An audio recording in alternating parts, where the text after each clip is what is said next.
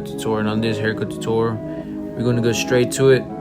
So on this haircut, he wants a taper, but on this taper he does want, I believe, if I quite remember, the 5.5, the 6.5 on top. We're gonna go do it against the grain. So the only problem is with his hair texture. So it's pretty, I guess I want to say it's coarse. It's coarse, but it's also thin coarse. But in some areas it's pretty lighter than others. So this type of hair texture is not really common. It's pretty unique. So it's pretty cool that he has it. So you're gonna see me on some occasions, I'm gonna be moving, right now I'm going against the grain, but as I see that some spots wouldn't really cut. I mean, they would cut, but they wouldn't cut as the actual gradual length. So some spots were mad even, and some spots were not. So it kind of looked like mountain bridges. So you're gonna see me pretending like it's going with the grain, but in reality, actually, I'm going against the grain because his hair tends to stand up, since that's his hair type of texture. And so usually in these types, you just have to go, quite some passes, and just keep making sure you're going against the grain. So on some occasions, I was going back, but I really wasn't cutting. The hair was just moving. So that's when you, as you can see me right there, boom, I'm going against the grain, but I'm going really forward. So basically, you have to basically look at the hair pattern, whatever the hair pattern is, then you have to go from there. Now, I am going forward. That doesn't mean he wants waves. Like I said before, I'm just going against the grain because that's his hair texture.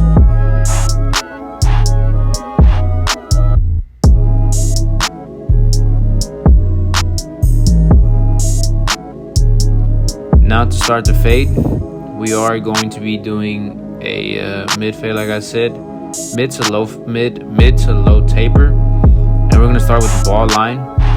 And the ball line is pretty self-explanatory. I like not to keep it too low in the back, especially with tapers. Sometimes it looks like it's not really faded, which I'm not really a big fan of that. So I like to, in the back, especially if they have long necks, I like to make the ball line a little bit higher than usual. So on these ball lines, these are not zero gapped, they're just adjusted. These are Babyliss trimmers. If you're a beginner barber, I would watch out for these trimmers. They're very sharp, especially if you have a heavy hand. When I was first starting cutting hair, I had a mad heavy hand, man, so I would press on anything hard. I would blame the trimmer, the clipper and stuff, and in reality it was just me. I was just so eager to cut their hair that I was really, instead of cutting their hair, cutting their skin. So moving forward, for the first guideline, we're going to be using the lever all the way open, and we're going to go about 1/2 inch.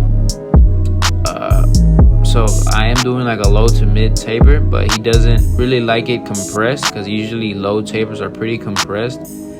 He just likes it nice and smooth blended, but he just don't want the fade really in the ball fade too high. So after the lever all the way open, we are going to be using the number 1 guard, and we're going to be going for another inch. Now, when you're doing tapers, especially on these type of guidelines, you want to make sure you're actually attacking towards the side of the ear. You know what I'm saying? So when you do lineups around the ear for tapers, sometimes it tends to look too bulky when you're doing lineups, because they don't really want to fade back there, and it's really not a fade, but you just want to make sure, especially with the number 1 guard, hit it right there, behind or next to the ear, whatever you want to call it, and go from there for the guideline. That way, when you line it up, it's nice and smooth. And especially when you're doing with the lever all the way open, it's still going to be some type of darkness. So now we're going to keep moving on, slapping them 2 guard all the way open. Now with the 2 guard all the way open, I'm just going straight up. I'm trying not to make another guideline, but as you can see on right here, it's pretty. I didn't notice I was doing detail work, and when I was doing detail work, I did mess up. I really did mess up. I admit I did mess up. I try to do something that I always do, but for his hair texture, it didn't work. So I really had to not really go up for the fade, but I had to try to, blend more than usual. So after the 2 guard, then you're gonna see me slap the number 3 guard, and I didn't record it, but I also did clipper over comb behind his head. His head was really sticking up, so I have to actually clipper over comb. But right here, as you can see, I use the number 3 guard, and I'm just going straight up. Now don't be afraid. I know some people be like, oh, you're gonna take the fade too high. No, you're not. Calm down. You're just gonna be blending in, you know what I'm saying?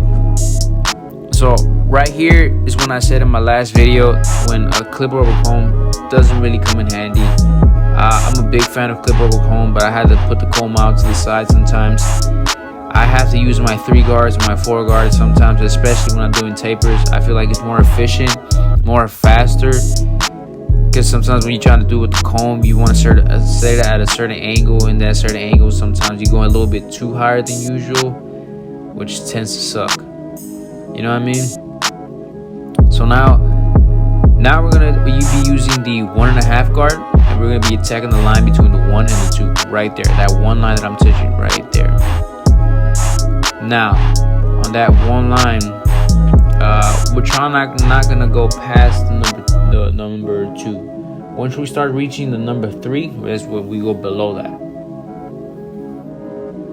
So as you can see, I am using the corners, and I do have the lever all the way open, the 1.5 guard all the way open, and I am using my Barber's clippers with the fade blade instead of the taper blade. The difference between the fade blade and the taper blade tends to curve and it cuts shorter, and the fade blade doesn't cut as much. So it's basically preference. So now as you can see, mostly on the sides, for some reason I didn't really have to do detail work. I really didn't feel like I did have to do detail work. It was very smooth by his sides. Just on the back, I really did kind of struggle on the back to do a nice and smooth blend. But right here I'm doing the same thing. I'm actually just taking the line between the 1 and the 2. I'm doing the same thing. Now I'm going to be using my half guard, and my half guard now I'm going to be using all the way open. I'll be tacking the line between the lever all the way open and the 1, that middle line. So I'm going all the way up below the 1 guard, below where I put the 2. That's when I go below.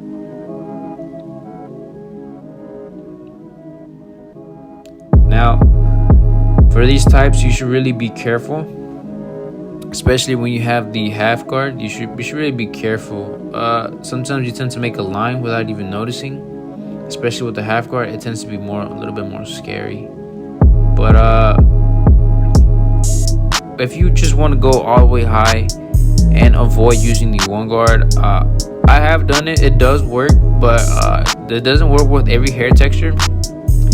You can't really do the same thing with every hair texture. But if you are, I would just tilt the blade even more, and then in an exaggeration tilt.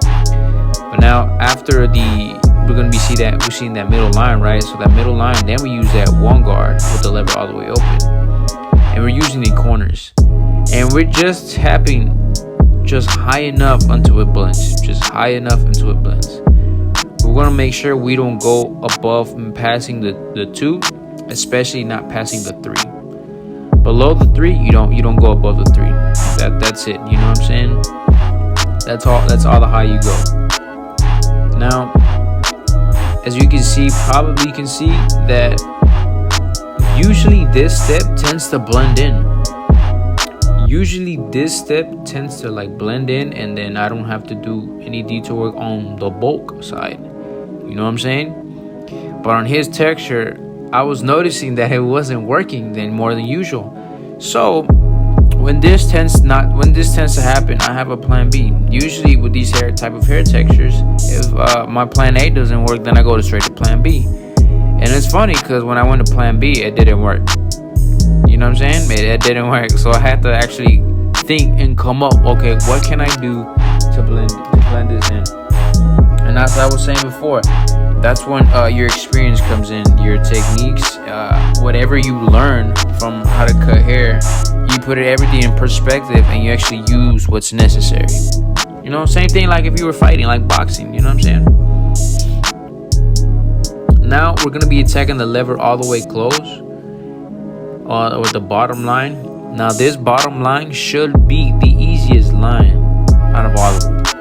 Especially if you're cutting your own hair, this bottom line should be the easiest. If you're struggling to take out the bottom line, that means your trimmers are too zero gap for you, or you have a heavy hand. You know what I'm saying? So if that's the occasion that happened to you, all you have to do is come back with your trimmers, tilt the blade at a 45-degree angle, and just with the tips and the corners, just go up with the fade, because you have to raise it up, because since it's too like too sharp, too much of a ball line, too harsh of a line, you have to go up. In order to go up, you have to fade it, and fading technically means going up.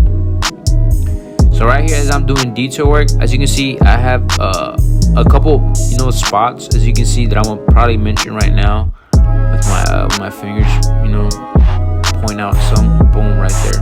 I'm smart.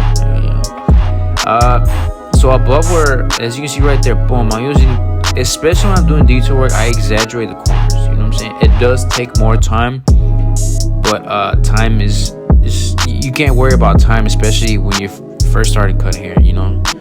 Who cares about how long you take? I don't care if you take 2 hours. I used to take 2 hours to cut hair, and everybody would get pissed at me. But you know what I'm saying? At the end of the day, like, you don't learn from that. You don't learn from cutting fast. You know what I'm saying? You learn from your mistakes. If you ain't failing, you ain't learning. You know what I'm saying? So now on top, I know you see that big old bulk line. So what I usually tend to do, I usually tend to get my one guard, and I usually corners, and I really flick out in the exaggeration motion. Kind of do like a raking method, not really, somewhat, and it didn't work. So right here, as you can see, I'm using my half guard. The blend's coming in, it's coming smooth, it's popping out really a lot, especially with his skin tone. And then his hair is so dark, so boom, it's really popping. So as you can see, I took out my half guard, and I'm just using the corners, and I have the lever all the way open. Now this really just depends on whoever you're cutting. Sometimes, like I mentioned, like perfect example, I had to do a lot of detail work on the back. I really did have to do a lot. On the sides, as soon as I spin them around and line them up, I was like, damn, I really didn't have to do much. I really didn't do anything, And you're gonna have those type of clients, they just, for some reason, you pass on one time and that's it. You don't have to do it no more. If you keep doing it, you're gonna make another line and you're gonna keep repeating. Now this is what I was mentioning right there before. Right here, I thought I could solve it out with the problem with the number one guard, and as I started panicking a little bit. I was like, whoa, it ain't working. It's really not working. It worked for the left side, but not really for the right side, and I was wondering why. So the first thing that came in my head was like, okay, he probably has like a bald spot. But I was like, I don't see a bald spot, because this tends to happen, especially when you have a bald spot in one area, or you're light or you're thin in one area of your hair, of your head. And as I was doing it right here, I realized, I was like, oh, he has a light spot right here. So as you can see right there, it's like a little big circle right there that he had kind of like circles towards the right of his ear right there. He kind of had the light spots. So I had no choice, so I grabbed the number 3 guard, and after the number 3 guard, I went with the lever all the way open, and I was going all the way up. I wasn't making a guideline. The only thing I was doing, I was trying but get back my imagination, what I was doing. I was pretending like I was doing a guideline and stuff like that. So I had to recreate my imagination. You know what I'm saying? And sometimes that's what you got to do, and that's exactly what I did. And then after that, I was like, you know what? It doesn't need the 2 guard. So what I thought it felt that I needed was that 1.5 guard with the lever all the way open. And guess what? Boom, it blended right in. As you can see, it's going nice and smooth. It blended right in. You know what I'm saying? and that's sometimes that's you're gonna have some type of clients like that. You know what I mean? Some type of clients you're you know what I'm saying, your set of rules, a specific mark below. Okay, this is levered open, this is half guard, and boom, it's gonna blend. It ain't work like that. You know what I'm saying? It ain't. You're gonna have some type of customers that's gonna be like pretty hard, pretty rough, that thin hair one time, thick hair twice. It's part of the game. You know what I'm saying? That's why you gotta be on your toes, always learning, always trying to perfect your craft. You know what I mean? So moving forward, and I'm talking too much, now we're gonna do it straight up with the lineup around the ears. Now, everybody says that okay, you try to do a natural push and not to push back. Technically speaking, I feel like really lining yourself up is not natural at all. You know what I'm saying? I feel like it's when they call it natural, it sounds kind of dumb to me, because technically we're not supposed to have edge ups or lineups around the ear, because that's really not natural. The natural is on the hair. We're just meant to put, from my understanding back in the day, we're meant to just cut your hair with scissors. You know what I mean? So to make it crisp, what I like to do is wherever the hair is thinner, that's the hair that I cut. If I see a hair that's thicker than another hair, then that's the hair that I don't cut. Because the what you really want to do is like not push them back. So that's another thing that it's kind of weird to say it, because I really feel like it's really not natural to give yourself lineups. So it's technically no pushback, but technically it is. You know what I mean? So it's kind of weird. So like I said, if your hair is thin on one side and it's pretty thick on the other side, then you just basically cut the hair that's thin, or the hair that's overlaying the other hair. But sometimes when you're doing the overlaying hair, it kind of looks weird, especially if their neck is pretty thick and chubby, and you're gonna give them a big old fade, like mad thick. It's gonna look weird. You know what I mean? But with the results, boom. My name is Rudy A. Blins. If you found this haircut useful, man, it's a little crisp.